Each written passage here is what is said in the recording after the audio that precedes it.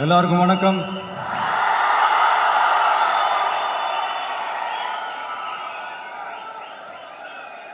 அண்ணல் அம்பேத்கர் அவர்களுடைய இந்த நூல் வெளியீட்டு விழாவில் கலந்துக்கிறது, அதுவும் இந்த முக்கியமான நாளில் கலந்துக்கிறது எனக்கு கிடைச்ச மிகப்பெரிய ஒரு வரமாக நான் நினைக்கிறேன். விகடன் குழும நிறுவன தலைவர் திரு ஸ்ரீனிவாசன் அவர்கள், அண்ணல் அம்பேத்கர் அவர்களுடைய பேரன் திரு ஆனந்த் டெல்டும்டே அவர்கள், நீதியரசர் ஓய்வு பெற்ற நீதியரசர் திரு சந்துரு அவர்கள், திரு ஆதவ் அர்ஜுனா அவர்கள், என் நெஞ்சில் குடியிருக்கும்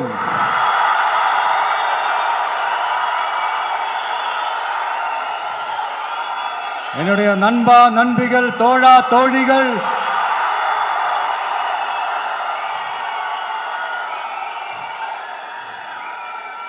உங்க எல்லாரு கூடவும் இவங்க எல்லாரு கூடவும் இந்த ஸ்டேஜில் நானும் இருக்கிறது எனக்கு ரொம்ப பெருமையா இருக்கு. முக்கியமா இப்படி ஒரு ஃபங்க்ஷனை ஏற்பாடு பண்ணி எனக்கு அந்த வாய்ப்பை கொடுத்த விகடன் குழுமத்திற்கு என்னுடைய மனமார்ந்த நன்றிகளை தெரிவிச்சுக்கிறேன்.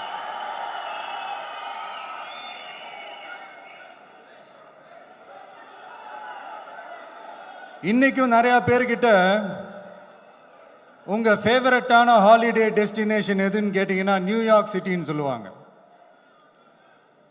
ஏன்னா அங்கே போய் ஒரு 2-3 நாள் தங்கிட்டு வர்றதே அது ஒரு பெரிய ஸ்டேட்டஸ் ஆகவும் ஒரு பெரிய அச்சீவ்மெண்ட் ஆகவும் நினைப்பாங்க. ஆனால் 100 வருஷத்துக்கு முன்னாடியே நியூயார்க்லாம் போய் அங்கே உலக புகழ் பெற்ற கொலம்பியா யூனிவர்சிட்டியிலலாம் போய் படித்து டாக்டர் பட்டம் வாங்கி சாதிச்ச ஒரு அசாத்திய மாணவர் ஒருத்தர் இருந்தார்.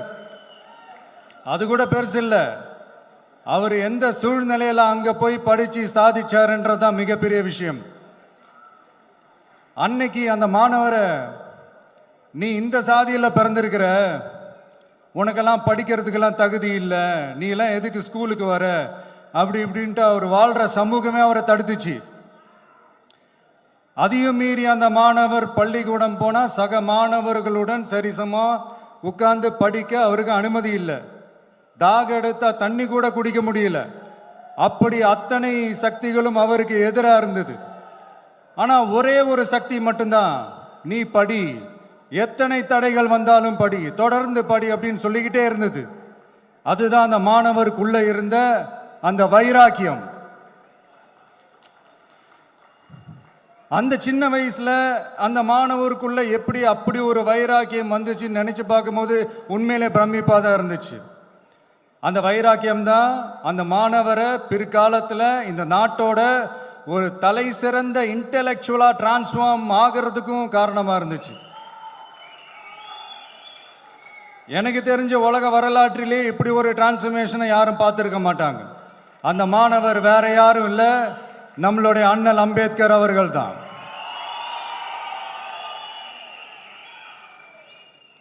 வன்மத்தை மட்டுமே தனக்கு காட்டிய இந்த சமூகத்திற்கு அவர் திருப்பி என்ன செஞ்சாரு அப்படின்னு அதை படித்து பார்க்கும்போது உண்மையிலே மெய்சில் இருக்க வச்சுது.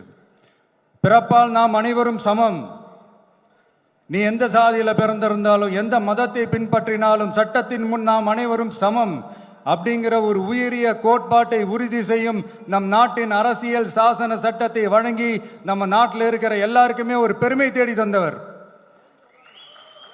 இன்னைக்கு ரிலீஸ் பண்ற இந்த புக்கில் எல்லோருக்குமான தலைவர் அம்பேத்கர் அப்படின்ற அந்த புக்கில் ஒரு 100க்கும் மேற்பட்ட கட்டுரைகள், நேர்காணல்கள் எல்லாமே இருக்குது. அதில் என்ன ரொம்ப யோசிக்க வச்சது அவர் எழுதின அந்த பயோகிராஃபி தான். வெயிட்டிங் ஃபார் அ வீசான்னு சொல்லி அதுக்கு தலைப்பு வச்சிருந்தார். அதில் அவர் லைஃப்பில் ஃபேஸ் பண்ண விஷயங்கள், அவரை பாதித்த விஷயங்கள் எல்லாமே கிட்டத்தட்ட ஒரு 6 சம்பவங்கள் பற்றி அதில் குறிப்பிட்டிருந்தார். அதில் ஒரு 2 விஷயம் ரொம்ப பாதித்தது என்னென்னா, அதில் ஒன்று, அவருக்கு 9 இயர்ஸாக இருக்கும்போது அவரும் அவருடைய பிரதரும் வெளியூரில் இருக்கிற அவங்க அப்பாவை பார்க்குறதுக்காக போகிறாங்க. அப்போ ட்ரெயின்லேருந்து இறங்கி இந்த மாட்டு வண்டிக்காக வெயிட் பண்ணிகிட்டு இருக்கும்போது ஒருத்தர் கூட அவங்கள ஏற்றிட்டு போகிறதுக்கு தயாராக இல்லை. ஏன்னா அந்த அளவுக்கு தீண்டாமை கொடுமை. அப்புறம் கொஞ்சம் எக்ஸ்ட்ரா பணம் காசெல்லாம் கொடுக்குறோன்னு ஒரு வண்டிக்காரர் ஒத்துக்கிறார். அப்போ கூட அந்த வண்டிக்காரர் என்ன பண்ணுறாருன்னா, அந்த பசங்களை வண்டி ஓட்ட சொல்லிட்டு இவர் தீட்டு பட்டுடும்னு சொல்லி வண்டியில் ஏறாமல் நடந்து போகிறார். அந்த நாள் முழுக்க அந்த பசங்களுக்கு குடிக்க தண்ணி கூட கொடுக்காம அந்த டிராவல் எவ்வளவு கொடுமையாக இருந்துச்சுன்னு சொல்லி அதில் மென்ஷன் பண்ணியிருந்தார். ரெண்டாவது, அதே அம்பேத்கர் அவர்கள் அமெரிக்கா பிரிட்டன்லலாம் போய் படித்து டாக்டர் பட்டம்லாம் வாங்கி சாதிச்சு ஒரு பெரிய வழக்கறிஞராக இந்தியாவுக்கு திரும்ப வராரு. அப்போ மும்பைக்கு பக்கத்தில் ஒரு கிராமத்துக்கு அவரை கூப்பிடுறாங்க. அப்போ அவர் ஒரு அரசாங்க பொறுப்பில் இருக்கிறாரு. அந்த கிராமத்துக்காரங்க ஒரு வண்டியை ஒன்று ஏற்பாடு பண்ணி அவரை கூட்டிகிட்டு வரணும்னு நினைக்கிறாங்க. ஆனால் அந்த வண்டி ஓட்டுறவர் அவருக்கு சமமாக உட்காந்து வண்டி ஓட்டுறதுக்கு யோசிக்கிறார், மறுக்கிறார். ஒரு லண்டனுக்கு போய் ஒரு பாரிஸ்டர் பட்டம் வாங்கிய அம்பேத்கரை விட ஒரு வண்டி ஓட்டுறவர் தன்னை உயர்ந்தவனா நினைக்கிறார். அதுதான் அந்த சமூக கொடுமை தான் அவரை சமத்துவத்துக்காக போராட வச்சுது. எனக்கு ஒரு டவுட்டுங்க, இன்னைக்கு திரு அம்பேத்கர் அவர்கள் உயிரோடு இருந்திருந்தா என்ன நினைப்பாரு? இன்னைக்கு இருக்கிற நம்ம இந்தியாவை பார்த்து அவர் பெருமைப்படுவாரா, இல்லை வருத்தப்படுவாரா, இல்லை அப்படியே வருத்தப்பட்ட எதை நினைச்சு வருத்தப்படுவார்? இன்னைக்கு நம்ம நாடு முழு வளர்ச்சி அடையணும்னா ஜனநாயகம் காக்கப்படணும். அந்த ஜனநாயகம் காக்கப்படணும்னா அரசியல் அமைப்பு சட்டம் காக்கப்படணும். அதுக்கான பொறுப்பு, அந்த கடமை நம்ம ஒவ்வொருத்தருக்கிட்டையும் இருக்கணும்னு தோணுச்சு. அந்த பொறுப்போடும் அந்த கடமையோடும் தான் இதை நான் ஆணித்தரமாக சொல்கிறேன். ஜனநாயகத்தை நாணிவேர் ஃப்ரீ அண்ட் ஃபேர் எலெக்ஷன்ஸ், சுதந்திரமான மற்றும் நியாயமான தேர்தல். நியாயமாக நடக்கலைன்னு நான் சொல்ல வரல, பட் சுதந்திரமாகவும் நியாயமாகவும் தான் தேர்தல் நடக்குது அப்படிங்கிற அந்த அசைக்க முடியாத நம்பிக்கை நம்ம ஒவ்வொரு இந்தியனுக்கும் இருக்கணும்னு தோணுச்சு. அது அமையணும்னா தேர்தல் ஆணையர்கள் கான்சென்சஸ், அதாவது ஒருமித்த கருத்து அடிப்படையில் மட்டும்தான் நியமிக்கப்பட வேண்டும் அப்படின்றதான் என்னுடைய ஒரு வலிமையான ஒரு கோரிக்கை.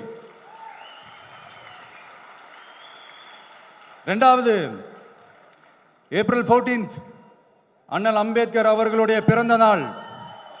அன்னைக்கு தான் நம்ம ஒட்டுமொத்த இந்தியர்களுக்குமான ஜனநாயக உரிமைகள் பிறந்த தினம்.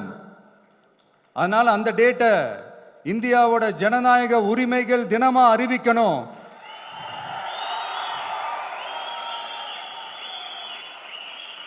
அப்படின்றதா என்னுடைய இன்னொரு தாழ்மையான ஒரு வேண்டுகோள். அது இந்திய ஒன்றிய அரசிடம் நான் முன்வைக்கிறேன்.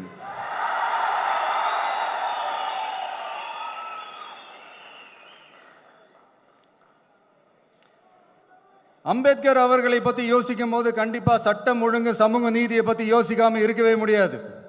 இன்னைக்கும் மணிப்பூரில் என்ன நடக்குதுன்னு நம்ம எல்லாருக்குமே தெரியும். ஆனால் அதை பற்றி கொஞ்சம் கூட அதை கண்டுக்காம ஒரு அரசு மேல இருந்து நம்மளை ஆண்டுகிட்டு இருக்கு.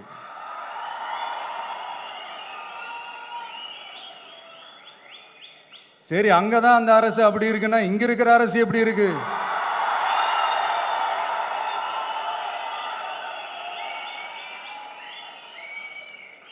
இங்க நம்ம தமிழ்நாட்டில் வேங்கை வயல்னு ஒரு ஊர்ல என்ன நடந்துச்சுன்னு நம்ம எல்லாருக்குமே தெரியும்.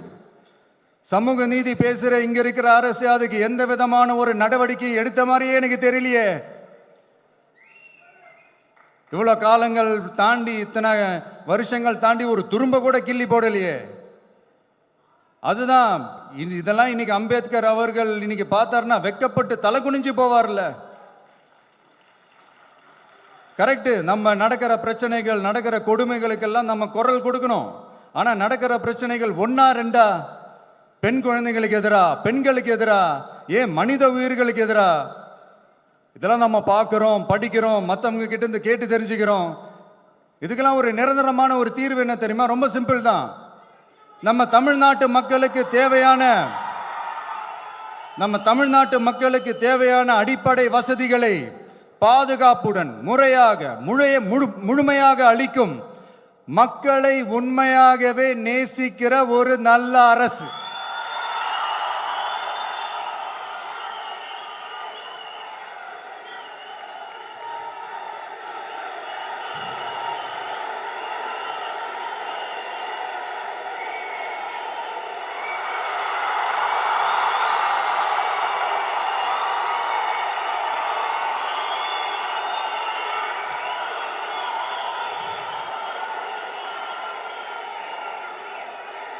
அதான் சொன்னேன், இது அமைஞ்சிட்டாலே போதும், அதான் ரொம்ப சிம்பிள்னு சொன்னேன். அதனால இங்க டெய்லி நடக்கிற பிரச்சனைகளுக்கு சம்பிரதாயத்துக்காக ட்வீட் போடுறதும், சம்பிரதாயத்துக்காக அறிக்கை விடுறதும், சம்பிரதாயத்துக்காக நானும் மக்களோட மக்களா இருக்கிறேன்னு காட்டிக்கிறதும், சம்பிரதாயத்துக்காக மழை தண்ணியில நின்று போட்டோ எடுக்கிறதும்,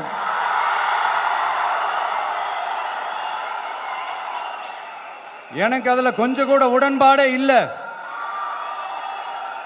பட் என்ன பண்றது, நம்மளும் சம்பிரதாயத்துக்காக சில நேரத்தில் அந்த மாதிரி செய்ய வேண்டியதா போயிடுது.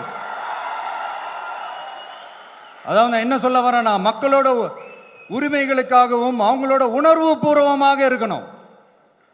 என்ன ஒவ்வொருத்தரும் அவங்க குடும்பத்தில் ஒருத்தனா நினைச்சிட்டு இருக்கிற அவங்க தமிழ்நாட்டில் அவங்களுக்கு எங்க என்ன பிரச்சனை நடந்தாலும் அவங்களோட உரிமைகளுக்காகவும் அவங்களோட உணர்வு பூர்வமாக இருப்பேன்.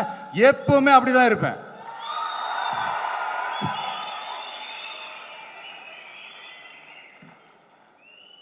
மக்கள் உணர்வுகளை மதிக்க தெரியாத, மக்களுக்கு அடிப்படை சமூக நீதியான பாதுகாப்பை கூட உறுதி செய்ய இயலாத, கூட்டணி கணக்குகளை மட்டுமே நம்பி இருமாப்புடன் 200 வெல்வோம்,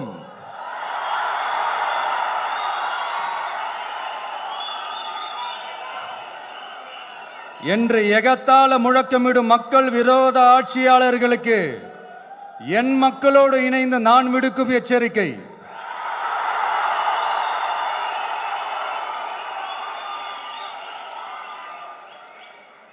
நீங்க உங்களோட சுயநலனுக்காக பல வழிகளில் பாதுகாத்து வரும் உங்கள் கூட்டணி கணக்குகள் அனைத்தும் 2026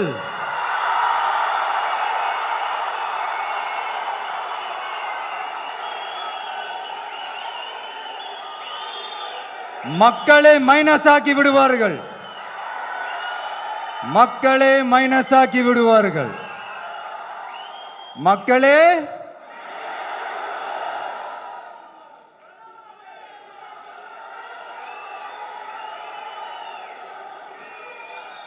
எனக்கு இந்த வாய்ப்பு கொடுத்த விகடன் குழுமத்திற்கும் வந்திருக்கும் பெரியோர்களுக்கும் சான்றோர்களுக்கும் மீண்டும் என்னுடைய வணக்கங்கள், மீண்டும் என்னுடைய நன்றிகள். கடைசியா ஒரே ஒரு விஷயம்,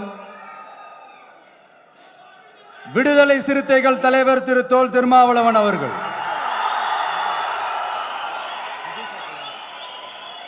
அவங்களால இன்னைக்கு வர முடியாம போச்சு.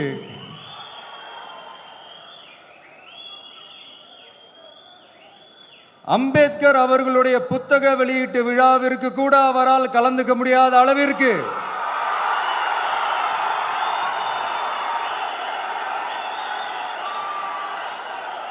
கூட்டணி கட்சிகள் சார்ந்து எவ்வளவு பிரஷர் இருக்கும் என்று என்னால் யூகிக்க முடிந்தாலும்